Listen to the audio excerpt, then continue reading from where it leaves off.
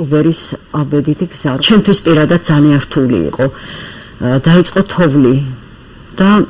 ძალიან გვიჭირდა, იყო სიცივე, შიმშილი. 56 კილომეტრია ჭუბერამდე საკენიდან, მაგრამ ეს 56 კილომეტრი 2 დღე და ღამე მოვდიოდით, იმიტომ რომ ჩერდებოდით წყალში, წვიმაში, ვერ ვიცინებდით რა თქმა უნდა და მოვდიოდით გაჭირვებით და იყო სულ ალპური ზონა. ანუ ავდიოდით მთებში და ფიქრობდი, ახლა ეს მთა დამთავრდება და იქნება უკვე ჭუბერი და იმ მთას ვეღარ მივაღწევ. და რამდენჯერმე იყო მსვლელობა, ისეთი შემთხვევა, რომ მინდოდა ჯგუფს ჩამორჩენოდი. და დავრჩენილიყავი, გავყინულიყავი, აღარ შემეძლო, მართლა არ შემეძლო სიარული და ამ დროს მღვდელმთავარი თავის კვერთხს ფეხებზე გვიკაკუნებდა, რომ ამდგარიყავით, იმიტომ რომ დაეცემოდი უკვე იყინებოდი. და ასე ძალიან ბევრი იყო გაყინული ადამიანები. დიდი სიხარული იყო, მაშინ ვაფასებდით ყველაფერს, საკვებსაც. ძალიან დიდი სიხარული იყო, როდესაც მივაგენით წყალს. და წყალი ესეთი გემრიელი და ტკბილი არასდროს არ მომჩვენებია. და ჩამოვაღწიეთ ჭუბერში. ჭუბერში დედა თეოდორა და დედა აღათია გამგზავრნენ თბილისში, რომ ჩვენ მან შევატყობინებთო მესტით წაიყვანეს შარისკაცებმა, რომ ცოცხლები ვართო, ყველანაირი კავშირი დანარჩენ საქართველოსთან გაწყვეტილი იყო. დავრჩით მე დედა თამარი, დედა ელენე და მღვდელმთავარი და ვიყავით ბოლომდე მამუკა და ილი, ახლა მეუფე ისაია და მამა მიქაელი, რომლებიც ერთი სამაჩაბლოს ეპისკოპოსია, მეორე კი შემდგომის წინამძღვარი მამა მიქაელი და ისინი საველე სამზარეულოზე შემოდიოდა უამრავი ჰუმანიტარული დახმარება. ამზადებდნენ ცხელ საკვებს და ტოლილებს ჩვენ უნაწილებდით საჭმელს. იყო ესეთი შემთხვევა, როდესაც დედამ თავისი 2 წლის ბავშვი ფეხით გათელა პურის გულისთვის, ვერ დაინახა, ბავშვი ფეხებს შეუარა და იმდენად ქონდა, იმდენად შოკირებული და აფექტური იყო, რომ გადაუარა და ეს ბავშვი გარდაიცვალა. საშინელი იყო, ჭუბერიც იყო ამ დედამიწაზე ჯოჯოხეთის გაგრძელება. ამის შემდეგ დაახლოებით 12 ოქტომბრის დასაწყისში, როდესაც ყველა ტოლმილმა დატოვა ჭუბერი, ჩვენც წამოვედით და ჩავედით კათოლიკოს პატრიარქთან და ცოტა ხანი გაგუშვა მარტყოფის დედათა მონასტერში, ამოვისუნთქეთ 2 დღე და ამის შემდეგ იცით, აი მე ვფიქრობ, რომ ეს იყო ძალიან ბრძნული გადაწყვეტილება პატრიარქის, მის ყველა გადაწყვეტილება რა თქმა უნდა ბრძნულია, მაგრამ ჩვენთვის ეს იყო, რომ აი ეს ჯოჯოხეთი, რომ ფსიქიკა ალბათ არ დაგვრხოვდა და გაგვეცნო იმ ჯოჯოხეთისთვის. გაგუშვა ბოდბეში, ბოდბე ესეთი არ იყო მაშინ, რა თქმა უნდა, იყო მუზეუმი და იყო ლენინის და ბიუსტები და ასე შემდეგ კომუნისტების რაღაც მუზეუმი, ადრე სამშობია რო იყო, ალბათ ყველა მიცით და იყო მუზეუმის შენობა და ერთი დედა ნანა იყო მაშინ მსახურობდა, ისიც სამთავროდან იყო წასული, ასაკოვანი, რომელიც დღეს არის იოანა, ის კი მიღუმენია იოანა. და ითხოვდა სულ რომ დამახმართ დედები და ცხოვრობდა 7 მოხუცი მონაზონი პატარ-პატარა თავის ხის ფარდულებში, იმიტომ რომ რა თქმა უნდა კომუნისტებმა ისინი გამოყარეს და იმდენად უყვარდა წმინდანინო რომ არ დატოვეს, მაგრამ ისინი იყვნენ ძალიან მოხუცები, 1 თუ 2 იყო მოძრავი, დანარჩენი იყო ლოგინად ჩავარდნენ და ჭირდებოდა მოვლა. და გაგუშვეს ბოდბეში. დაგვდა საშინელი პირობები. საწოლიც კი არ იყო, არც კამი და არც მაგი და იყო ექსპონატებისთვის თაროები, გვეძინა ამ თაროებზე, წყალი არ იყო. წყალი მოქონდა წყაროდან. რამდენჯერ ფეხი დაგცურებია და გადაგსხმია იმ ყინვაში. მოხდა საშინელება, რომ ბოდბეში დაგტოვეს და დედა თეოდორას ფილტვების პრობლემა ჰქონდა, გაუმწვავდა და წავიდა თბილისში გამოსაჯანმრთელებად. ამის შემდეგ დაიწყო თოვლი და ვეღარავინ ვერ ჩამოვიდა. იყო ტოვლები, მზია და ირმეხა დედა სალომე და დედა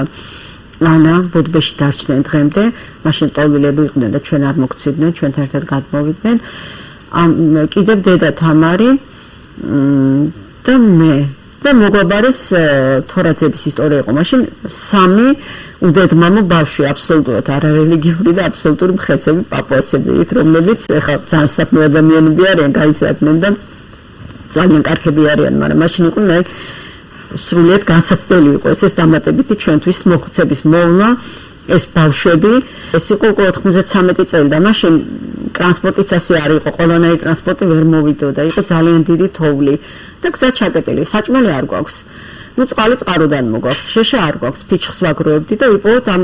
დარაჯის, მუზეუმის დარაჯის სამფეხა ღუმელი, რომელზეც საჭმელს ვადუღებდით. ხანდახან გადატრიალდებოდა ქვაბი, დაიღრებოდა და იმ დღეს მშივრები ვრჩებოდით და ჭამდით ამ დარაჯს, ჰქონდა თავის ღორებისთვის ხორბალი. რომელიც იყო ძალიან ბინძური, მაგრამ ვეცხავდით, ვარჩევდით და ნახევრად ომს არ იყო იმდენი შეშა, ამით ვიკვებობდით 10 დღის განმავლობაში. ამის შემდეგ ნელ-ნელა დაიწყო გადნება თოვლმა და ჩამოვიდნენ დამხმარე ძალები, რომლებიც გვეხმარებოდნენ, მაგრამ ზოგადად ქვეყანას უჭირდა მაშინ და იყო შიმშილობა, რა თქმა უნდა, ძალიან გვიჭირდა. ჩვენი ხელით შევჭედეთ საწოლები ექსპონატების თაროებიდან და ზამთარი ძალიან მძიმედ გადავიტანეთ და ცხებოდა შავი პური, რა თქმა უნდა, გაზიდენი წავიდა, უშუქობა, უგაზობა. წავედით სიღნაღში, რომ რამე გვეშოვა პური და ცხებოდა საშინელი, არ ვიცი რა მასალის განაცხადა, შავი პური, მაგრამ იმდენად გემრიელი ყოლა თქმელი, მაგრამ ფული არ ქონდა. რო გვეყიდა და ვიღებდით მისიად. და ველოდებოდით, რომ ვიღაც შემოგწირავდა თანხას. და ერთ დღესაც მაშინ იყო არ მახსოვს იმ გამგებლის კომუნისტი იყო და ძალიან ებრძოდა ეკლესიას გვარი რომელმაც გვითხრა რომ აი ხა თქვენო ნუ 3 დღის გასული იყო და ველოდებით რომ ჩვენები ჩამოვლენ 3 დღე იყო გასული და ველოდებით რომ ჩამოვლენ ჩვენები და მოგვიტანენ თანხას და გადავიხდით ამისვას და ნუ რომ გადაგიხდით ნამდვილად ხა სად გავიქცევით და არა ხვალ თუ არ მომიტანო ხელბორკილებს დაგადებო მე მომარდა პირდა და ციხეში გადიშვებო იცოდე რომ ხვალ დაგიჭერო რა და მოვედინო მტირი რომ რა აქვს ხა ციხე მაკლია ყოლაბინერე ის ამ გაჭირებაში და მე რა ვქნა თქო ფიქრობდა რა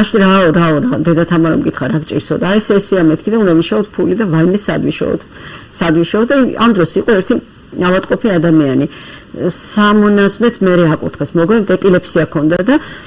ავადმყოფი იყო და აი ღვთისმსასწაულით გაიგო ძალიან დიდი სასწაულება ჰქონდა ღვთისმშობლის და ბოდბის ღვთისმშობლის რომელიც დასერილია დანით ალბათ ყველა მეცით ამ ღვთისმშობლის და ლოცულობდა არ იცოდა ლოცვა სულ ეხვეწებოდა მოძღვარს ვისაც დაინახავდა რომ პარაკლისაც ვერ ამბობდა პარაკლისი გადამიხადე და ღვთისმშობელი გამკურნავს და ისეთი წმენა ქონდა როცა დიდი წმენა გაქვს ღმერთი ყოველთვის ისმენს რომ მივიდა და რაღაცას ბუტბუტებს ამ ხატთან და მივაბება და ნეტა ერთი ნუნიას ვეძახდით ნუნი ნეტა რას თხოვლობს ესეც ღვთისმშობლისგან და ჩემო დედა აი ამ განცდით ნუ გულს იღებდა ჩემო დედიკუნა ჩემი საყვარელი დედა ელისაბედი არის განსაცდელში ხვალ დაიჭერენ წაიყვანენ ციხეში ძალიან გთხოვ 134 კუპონზე იყო ლაპარაკი ეს 134 კუპონი რამენაირად ეხლა გვაშოვნინე და მე უკვე აღარაფერს აღარ გთხოვ ზუსტად 15 წუთში ატყდა ხმაური, გავედით, მოვიდა ეს ხალხი საიდან არ ვიცი, ვიღაცეები, მეკორწილეები, რომელთაც სადღაც ხელი მოუწერიათ, რომ არაფერი არ მახსოვს, რომ იყვნენ ახალგაზრდა წყვილი, რომელსაც მოყვა ერთი 10-15 ადამიანი და დაიწყეს სანქტების დანთება. ესენი რომ წავიდნენ, ზუსტად გავხსენით ყუთი სანთელი ისეთი დრო იყო რომ გვედოხომა და ვისაც შეეძლო ყუთში აგდებდა თანხას და ვისაც არ შეეძლო პირდაპირ ანთებდა რომ ყოველს ჰქონდა საშუალება რომ ელოცა და ზუსტად იყო 134 კუპონი და რა თქმა უნდა ეს თანხა გავიქეცი ჩაუბარე გამგებელს და დავალება მე და ამის შემდეგ რამდენიმე დღეში ჩამოვიდა დამხმარე ძალაც და აი ასე გვეშველა და შემდეგ სავატყოფო მაციქაურები უკვე ნელ-ნელა დააფასეს რომ აი რაღაც ეს ამ პირობებს ღმერთმა შეიწირა მე ასე ვიტყოდი იცით აი როცა რაღაც გინდა და თხოვ უფალს ეს არ არის რომ პირჯვარს გადაიწერე და სთხოვე აი როცა ჭეშმარიტად სთხოვ უნდა იწვალო კიდეც უნდა იღვაწო ისე არაფერი არ მოდის და თუ მოდის ეს ტკბილი არ არის ბევრად ტკბილი აი ხო ესეთი განსასწრელი იყო მაგრამ იმდენად დიდი იყო სიხარული მე ამ სიხარულს ვეცახი ღვთაებრივ ადამიანი რაღაცას გჩუქნის ეს არის ადამიანური სიხარული და მალე გვავიწყდება სამწუხაროდ ადამიანებს და როდესაც უფალი გაძლევს ეს განცდა არასდროს არ გავიწყდება და ამას არ მოგცემს თუ არ იწვალი ანუ თუ ფრჩხილებში სისხლი არ გაგივიდა ტანჯვით და ღვაწლით აი ეს გადატანით იმ მნიშვნელობით კი არა პირდაპირ სულიერად თუ ეს არ მოხდა სხვანაირად აი დიდ და ჭეშმარიტ სიხარულს მიზანს ვერ მიაღწევ და დიდ და ჭეშმარიტ სიხარულსაც ვერ მიიღებ და ეს არის ღვთაებრივი სიხარული, რომლის ფასიც დედამიწაზე არაფერი არ არის და მაშინ ხარ ყველაზე ახლოს ღმერთთან და მაშინ მართლა წმინდები რომ უფალი არსებობს და იქნება მუდამ ჩვენ შორის. ამის შემდეგ ბოდბე აყვავდა გალამასდა და ნამდვილ 60-ად გადაიქცა. და მოხდა ესეთი რამ რომ სვანეთში იყვნენ დედები, დედა ეკატერინა, დედა ნატალია და ცოტა ხანი უნდათ მძიმე რეგიონი იყო მაშინ სვანეთიც, იმიტომ რომ არ იყო ფაქტიურად მრევლი და მე მითხრა მოძღვარმა რომ თუ წახვალ მესტიაშიო და მომთხარი წავალ მეთქი და ბოდვიდან წავედი ცოტა ხნით რომ შემეცვალა ეს დედები სამით ვიცხოვრე მესტიაში და ამის შემდეგ დაიწყო ზუგდიდი ზუგდიდში მაშინ რა თქმა უნდა ხარ ის არაჩვეულებრივი მრევლი მაშინ მრევლი ძალიან თითქმის ფაქტიურად არ არსებობდა მუზეუმად ხმარობდნენ საკათედრო ტაძარს და საწყობად და ახალი განთავისუფლებული იყო ჩავედით ზუგდიდში ვიყავით მე და დედა თებრონია რა თქმა უნდა არ არსებობდა რეზიდენცია და არც მონასტერი და შეგვიკედლა ერთმა ადამიანმა თავის სახლში და მზია გვარი არც მახსოვს მაგრამ მასთან მოდიოდნენ სხვადასხვა ჯურის სტუმრები ხალხი ხანდახან ჩემს ლოგოში ნასვამიც ვინახავს გამიყვანია გამიფერთხია გაგუღვიცებია გვერდზე ოთახში გვეძინა ხოლმე ჩვენ და იქით დავწოლილ ვარ და ძალიან დიდი გაჭირვება გადავიტანეთ იქაც არანაკლები ალბათ ვიდრე ბოდბეში და ყოველ დღე იყო წირვალოცვა ყოველ დღე იყო წირვალოცვა და მონაზვნებიც კი არ ყავდათ ნანახი მაშინ ზუგდიდში და რო დავდიოდით ფეხით მივდიოდით ყოველთვის საკმაოდ მანძილი იყო ხალხი გვეკითხებოდა ვინახართ რა ხართ ზოგი იღებდა ზოგი არა ზოგი გლანძღავდა დავატარებდით საქართველოს დიდების ხატს ყველა ოჯახში ვქადაგებით მხედრიონი იყო ახალი მომხდარი და მიდიოდა გადაწვების სახლების ერთმანეთის იმიტომ რომ იმაშვილი მოუკლა ის სხვა პარტიის წარმომადგენელი იყო და შიდა ბრძოლები მაინც მიდიოდა ოჯახებს შორის და ვქადაგებით რომ სიყვარული ყოფილიყო მათ შორის ერთ დღესაც მახსოვს რომ ვიღაცებმა ძალიან გამოგვლანძღეს ეკლესიისკენ მიმავალ გზაზე და ფიზიკურადაც შეგვეხნენ რომ რას ჩამოთრეულ ხართ წადით აქედან თქვენ არა ხართ რა საჭირო აქვს მონაზნობა და გია ლიკლიკაძე რო არ ჩარეულიყო ალბათ ცემით მოკლავდნენ ალბათ აბსოლუტურად გააფთრებული ადამიანები იყვნენ და ამის შემდეგ დაიწყო მოგვარება ურთიერთობების რა თქმა უნდა და მრევლმა მართლაც აი ამ დიდი აქაც ერთი წელი საშინელი გაჭირვება იყო სულიერი უფრო ვიტყოდი და მატერიალურიც უფრო მნიშვნელოვანია სულიერი და ამის შემდეგ უკვე მიგვიღეს მათ და მონასტერიც აშენდა შემდეგ მამათა მონასტერი ღვთისყალობით და მრევლი ძალიან ძლიერ და კარგი გახდა და გვეკითხებოდნენ რომ აი რატო იყო ღმერთი რო იყოს რატო იქნებოდა ეს მხედრიონი და ჩვენ აი იღებდნენ ეს რა ადრე გვეთქვა ალბათ მოკლავდნენ მაგრამ აი ერთი წლის მერე უკვე მრევლი იღებდა რომ იმიტომ რომ ჩვენ ეს დავიმსახურეთ და რატომ იმიტომ რომ ზუგდიდზე არ გამოვატარეთ სოხუმი აფხაზეთი და ჭუბერში გაუშვით და შესაბამისად ღმერთმა აი ეს ცოდვა გამოგვასყიდინა დედამიწაზე და დაუშვა მხედრიონი უფლის განგებით მოხდა ეს ვიცო ანუ უფრო სულიერი კუთხით შეხედეს ამის შემდეგ მე მოგახსენეთ რომ სულ ვეძებდი იმ ტაძარს და 2000 წელია და პატრიარქმა წაგვიყვანა იყო საუბარი იმაზე რომ იერუსალიმში იქნებ ჯვრის მონასტერი დაბრუნებოდა და წავედით 4 დედა ევგენია დედა რაქილი, დედა ნინო და მე. და ცხოვრობდით კვიპროსელებთან მათ შეგვიგარეს მართა და მარიამის სახელობის მონასტერში ბეთანიაში იმყოფება ეს ტერიტორიულად და როდესაც პირველად შევედი მაცხოვრის აღდგომის ტაძარში მარჯვნივ არის გოლგოთაზე ასასვლელი კიბე, სადაც მაცხოვარი გაეკრა ჯვარზე. 2000 წლის წინ და ავედით აქ და ვხედავ რომ ზუსტად ის ტაძარია, რომელიც მაშინ მქონდა ხილვას დავარქმევთ ალბათ ამას და იგივე ჯვარცმა მაცხოვარი დედა ღვთისმშობლით და იოანე ღვთისმეტყველი და გავშეშდი და კიდევ ერთხელ დავწმუნდი რომ ყველაფერი მოხდა ღვთის განგებით